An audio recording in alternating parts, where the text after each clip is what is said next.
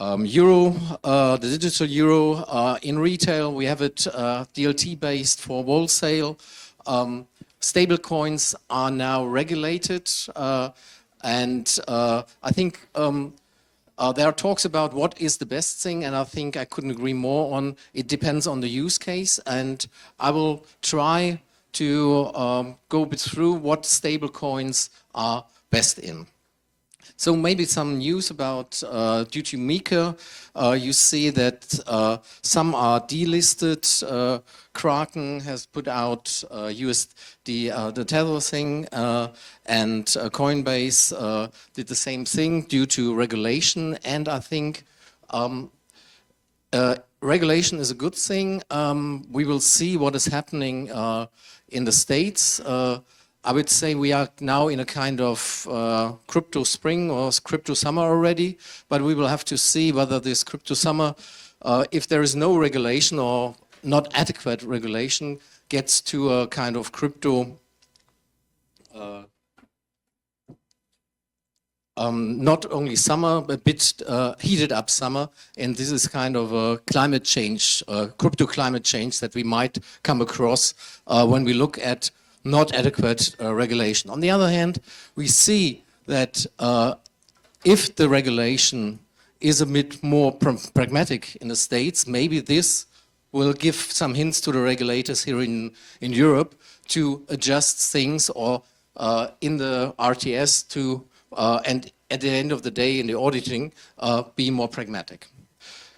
Now, when we look at the stablecoin volume, I have here the trading, and you see in the middle, this is the stablecoins, and you see there are more trading volume than with classical Ethereum and Bitcoin. So we already have, moving from 2021, we have a great acceptance of the stablecoins. And I think it will be growing because now with MiCA and with a clear regulation, and I think many, maybe some of you are already in the plenum here, applied for this stablecoin regulation and MiCA license, and I think there are things to come. When we look at market cap, the stablecoin, we have here, it's hard to read. In the upper side, we have the US dominated, where the PAC value is USD. There we have 260 trillion. In the lower part is the euro. We have just billions, 380 billions. So there is a scaling effect, but and I think it will stay, but it's moving up. And if we now go into more just the euro, we will see even MiCA enters into force. We have a kind of peak in 2022. I think this was the last day of summer, with the last days of the crypto summer, and but then quite stable. And now we will see. I see a small peak, and well, we will see how this graph will look like next week and next month, and for example, then for next year. So now, when we look at stablecoins, and when we look at the categorization here on the very far left side, bit outdated, the algorithmic trading. I think they are kind of a collateral damage due to regulation. There were Applethought, Frax. I think the use cases they can be used are quite limited because they are falling under regulation. They are not MiCA accepted, and I think the thing where things changed, and you can see this in the market volume traded, was the Basel regulation, because the stable coins don't go through these redemption tests, because these algorithmic stable coins are made by design that they fluctuate. So actually it's not a stable coin, it's a fluctuating stable coin. It's a coin that is a bit above the PEG value and is a bit below the PEG value. It's just like it is designed. But if you would like to, in category 1B of the Basel regime, you never go below the peg value. So these algorithmic stablecoins are out.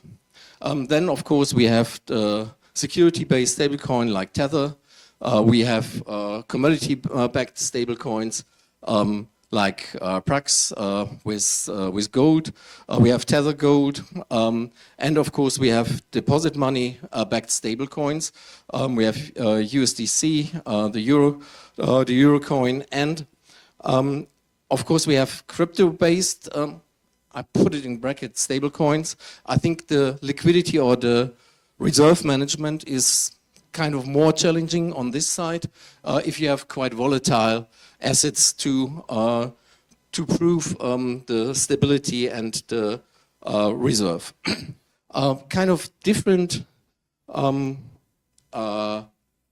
type is the tokenized deposits, because by the legal construction tokenized deposit is you tokenize something.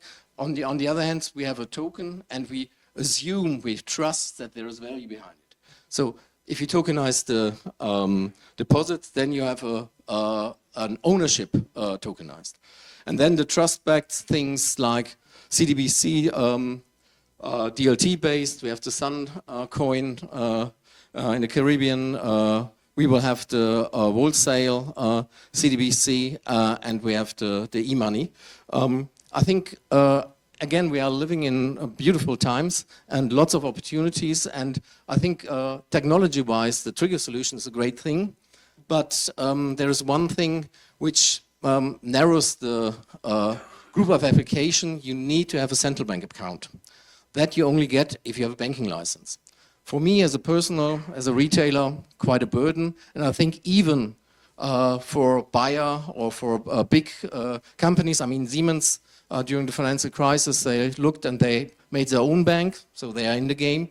But any big or even the mid-size industry companies, they have some hurdle there. So, but stablecoin is coming, and we could look into that. Now, I would like to differentiate a bit the whole game around stablecoins.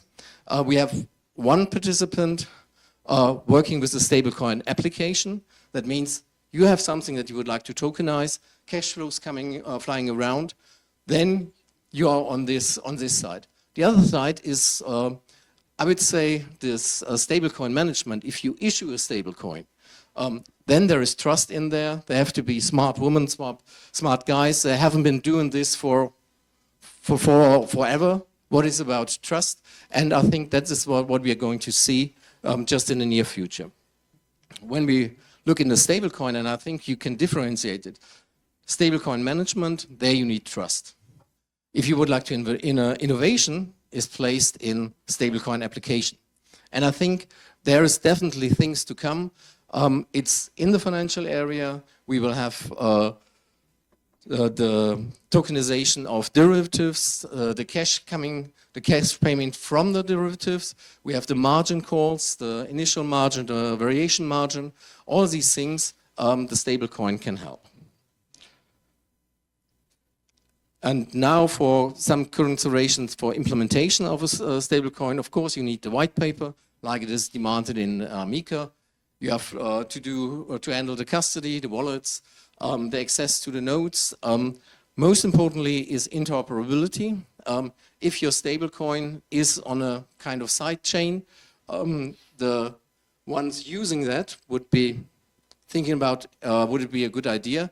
But I think we will have many different stablecoins in many chains, and we will work. I think it's a technical thing to overcome this interoperability. Then, of course, we have the bookkeeping. Liquidity management now is how much of my coins are out there, because a stable coin is very much like cash. It don't pay any interest. That it's not wise, and I think if anybody has cash on himself here, maybe raise a hand. Not so much. Oh yeah, some. But I think it's not a good idea to run around with much cash.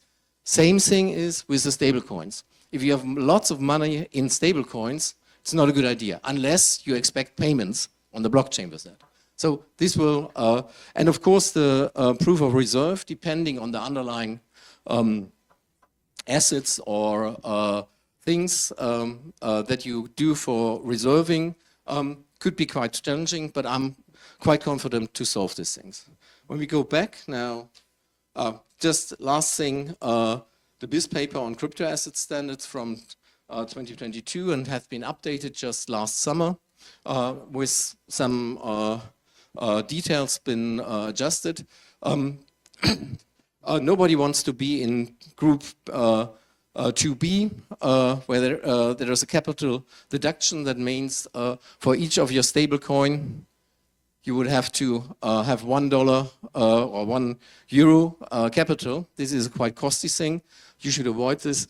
Everybody's aiming to be in group 1B, which crypto assets with stabilization mechanism will be located.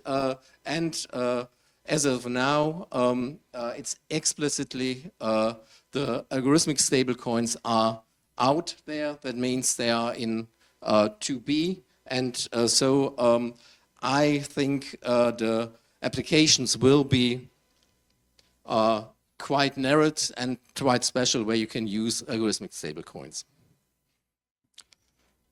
Now just some use cases. I think the most important will be decentralized finance, that you tokenize things, that you would like then to do your payment. I think we heard it from the funds industry. The most burden is how to handle the cash. I mean, handle the ownership.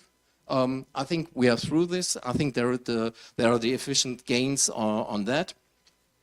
And but the really thing where a stablecoin can bring something to the table and can raise efficiency is in the payment area. And you can think of all the things like you tokenize. I mean, was just on the panel they said, oh, tokenization is not flying. I think it's not a technology issue, it's a legal issue. Because we don't have the fractionalization right. It's normally done via SPV, and this is quite costly. But we have now things like tokenized equity coming up, and this will definitely accelerate the thing. Now, just to sum it up, I think 3 critical aspects, and 2 are already covered. One is ownership. I think we've been through this. We know how ownership is organized on a DLT. I think Christoph and Bernd, and they showed all that it is really working, not a POC, really live, without any boundaries on that. Now the second is payment. We see this with a stablecoin. I mean, you have, depending on if you have a banking license, you have the trigger solution. If you you can use wholesale CBDC, but everyone, and even retailers or startups, can use stablecoins to do the cash management and the cash flow. Last thing, what is missing, and this is kind of our outlook, is identity. There are concepts out there, and I think this is the last thing, the KYC. If we can do this on a blockchain, there have to be someone taking this from the government, and I think this is a critical thing, but this I think is the last thing. Then everything is on the DLT, which is important for the processes. And maybe just to sum it up, last just anecdote. Today I was driving with a train from Cologne to Frankfurt, and when maybe you come across that, it used to be 2 train parts. As they arrive in Cologne, it was just 1. Normally, just statistically speaking, I always have a reservation in the one not coming. Today was different, so I have my place. I can encourage you, the stablecoins going to be, look that you have a reserved place. Be cautious, it's in the right part of the train. And I think there lies lots of opportunities in front of us. And with this, I'd like to close. And thank you, and have a good night.